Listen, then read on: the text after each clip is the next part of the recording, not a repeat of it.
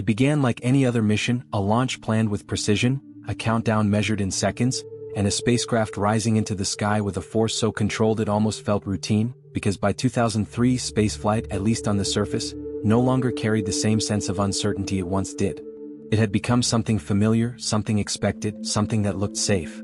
On January 16, 2003, the Space Shuttle Columbia lifted off from the Kennedy Space Center, carrying 7 astronauts on a mission known as STS-107. It was not a mission focused on construction or repair. There was no docking with the International Space Station. This was a research flight, dedicated to science, to experiments that would be conducted in microgravity, to data that would expand understanding in ways that could not be achieved on Earth. Inside the shuttle, the crew moved through procedures they had trained for countless times. Every action rehearsed. Every system monitored. Everything functioning exactly as expected. And for the first moments, everything was exactly as it should have been. The engines ignited. The shuttle accelerated. And within minutes, it broke free from the atmosphere, continuing its climb toward orbit. But during that ascent, something happened. Something small. Something that, at the time, did not seem critical. A piece of insulating foam broke away from the external fuel tank. It was not the first time this had happened.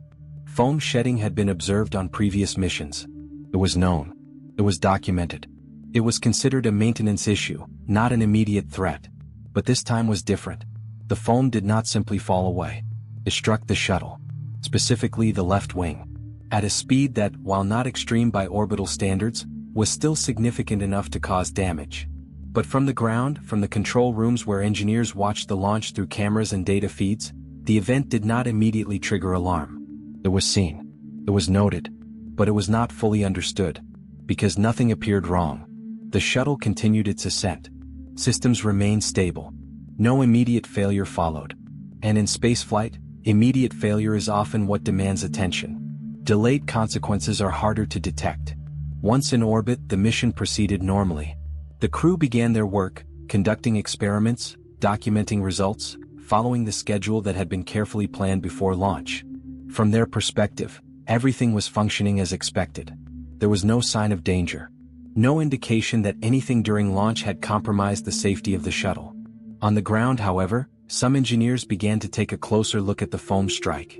They reviewed footage. They analyzed angles. They tried to determine whether the impact could have caused damage to the thermal protection system, the layer of tiles and reinforced panels designed to protect the shuttle during reentry, when temperatures would rise to levels capable of melting metal. Because during launch, damage might not matter. But during reentry it could mean everything. Concerns were raised. Not loudly. Not urgently. But enough to begin discussions. Could the foam have caused a breach in the wing?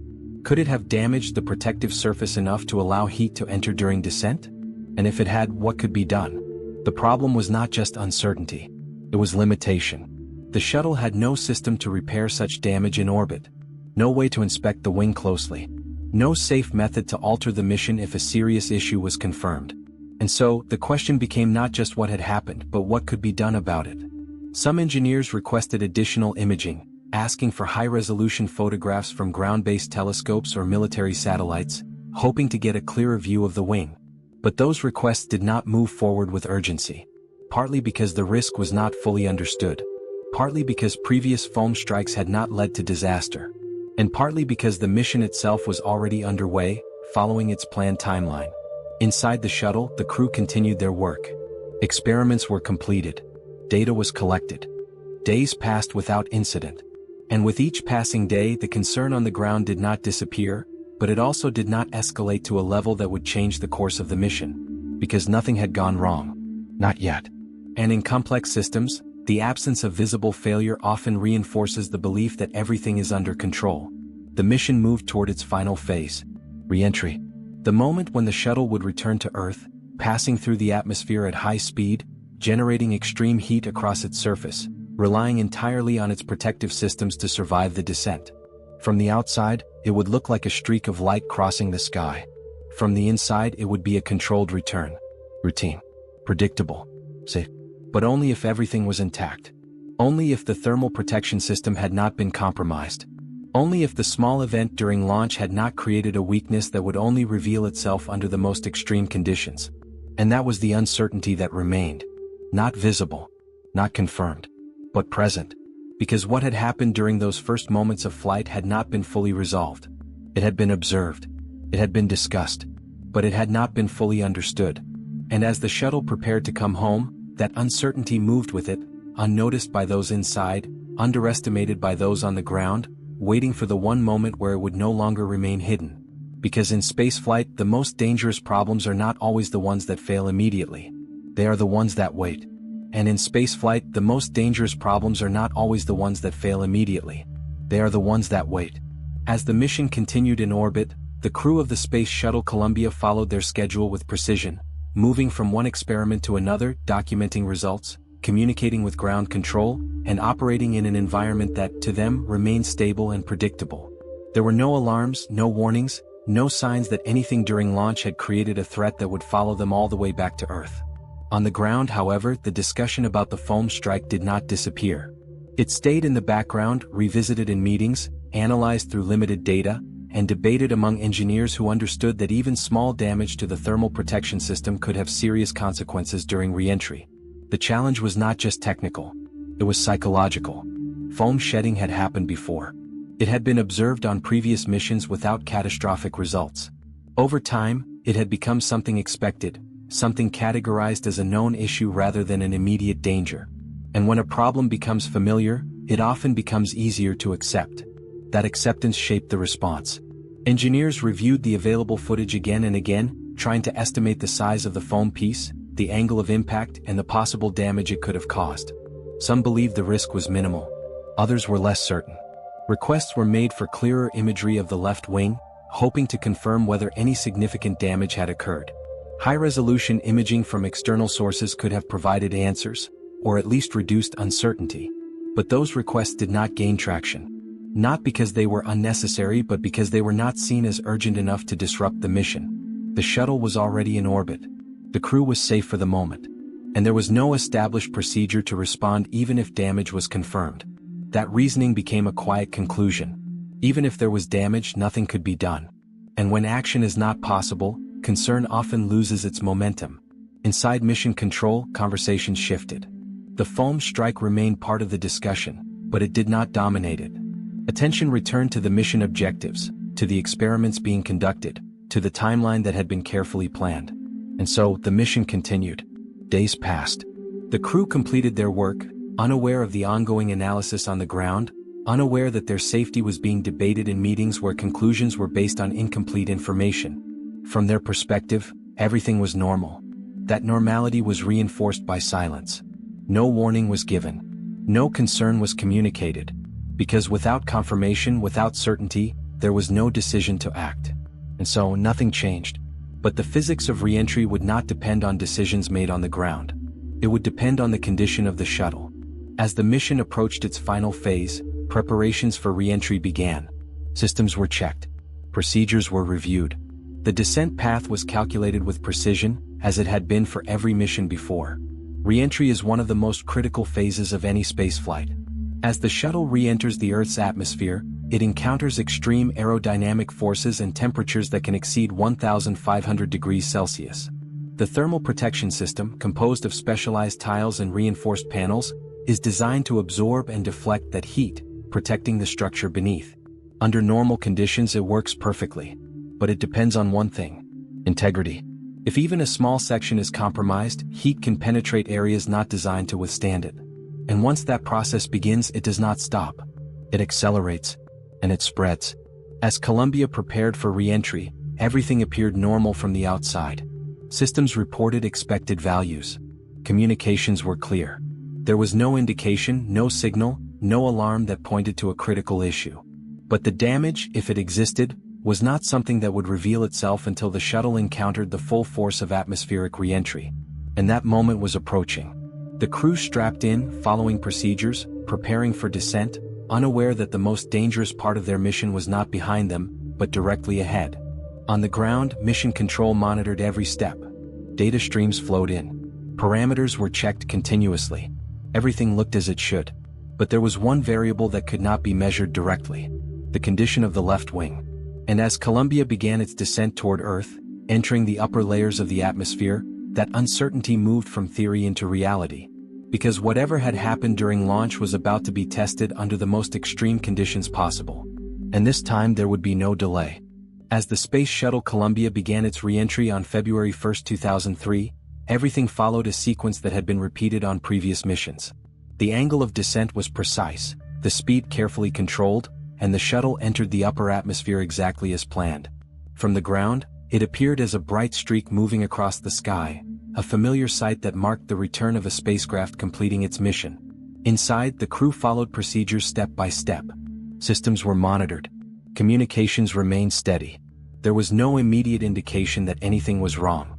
But re-entry is not a gradual process.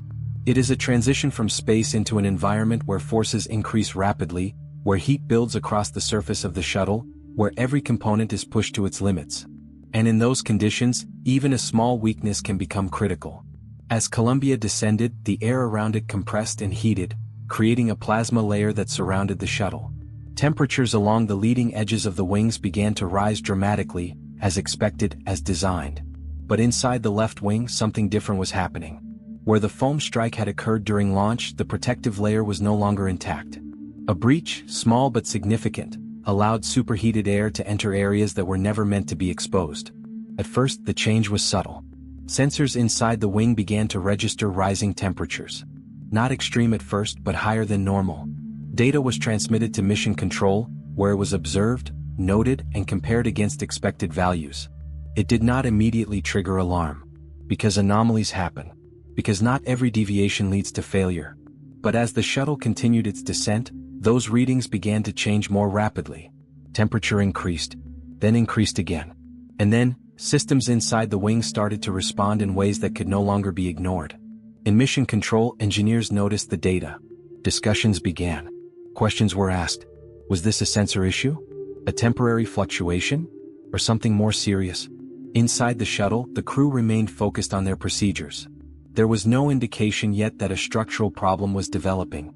No warning that heat was entering the wing, damaging internal components, weakening the structure from within. Because the damage was not visible. It was internal. And it was progressing. As Columbia moved deeper into the atmosphere, aerodynamic forces increased. The shuttle relied on its wings not just for protection but for control, for stability, for guiding its descent toward the landing site. But the left wing was no longer functioning as it should. Sensors began to fail. One by one. Temperature readings disappeared. Pressure data was lost. And what had started as unusual data became something else entirely. Silence. In Mission Control, that silence was more concerning than any abnormal reading. Because when data stops, it often means the system providing it is no longer functioning. Communications with the shuttle continued, but the data stream from the left wing became incomplete, then inconsistent, then absent. And still the full picture was not clear. Because there was no direct way to see inside the wing. No camera. No visual confirmation. Only data. And now that data was disappearing. Inside the shuttle, the effects began to reach a critical point. The structural integrity of the left wing was being compromised as heat continued to penetrate deeper, weakening the materials, altering the shape, reducing the ability of the wing to handle the forces of re-entry. The shuttle began to experience changes in its flight characteristics. Subtle at first, then more noticeable. It started to drift, to lose balance, to require adjustments that went beyond normal parameters. Flight control systems attempted to compensate, adjusting control surfaces, redistributing forces, trying to maintain stability. But compensation has limits, and those limits were being reached. In Mission Control, concern grew. Data loss, rising temperatures, unusual behavior, all of it pointed toward a developing problem, but still, there was no single confirmation that could define exactly what was happening. Until it became impossible to ignore. The shuttle structure began to fail. Not instantly, but progressively. The left wing, weakened from within, could no longer withstand the forces acting upon it. Sections began to break apart, not visible from inside, but critical to the overall stability of the vehicle. And then, in a matter of moments, everything changed. The shuttle lost control. Aerodynamic forces took over. The structure could no longer hold together. And Columbia broke apart high above the Earth, its fragments spreading across the sky in a trail that could be seen from the ground, a visual confirmation of what had already begun moments earlier in the data. In Mission Control, communication was lost. No response. No signal. Only silence. And in that silence, The uncertainty that had followed the mission from the moment of launch finally resolved into a reality that could no longer be questioned. The problem had not been theoretical. It had not been minor. It had been critical. And it had been there from the beginning. What had started as a small piece of foam breaking away during launch had become something far more significant, something that had remained hidden, undetected in its full severity, until the moment when the shuttle needed its protection the most. And by then there was no time left to respond. In the moments after communication was lost, mission control remained focused, not on emotion but on confirmation. Data streams were checked again. Systems were reviewed. Attempts were made to re-establish contact. But there was nothing to reconnect to. The signal was gone. And in its place, only fragments of information remained, enough to understand that something irreversible had occurred, but not yet enough to fully explain it. Across the sky over Texas, pieces of the shuttle had already begun to fall, scattered over a wide area, marking the path of disintegration that had taken place high above the Earth. From the ground, witnesses saw streaks of light breaking apart, a sight that at first seemed unfamiliar, then quickly became something else entirely. Confirmation came slowly, but it came. The shuttle had been lost. All 7 crew members were gone. And what had been a routine mission, a successful series of experiments carried out over 16 days in orbit, had ended in a way that no one had expected, but that, in retrospect, had been set in motion from the very beginning. In the days that followed, the focus shifted from mission operations to investigation. Debris recovery began almost immediately, spread across multiple locations, involving thousands of personnel working to collect fragments of the shuttle, each piece holding part of the answer to what had happened. Because understanding was no longer optional. It was necessary. Every fragment was catalogued, every piece analyzed, and slowly a clearer picture began to form.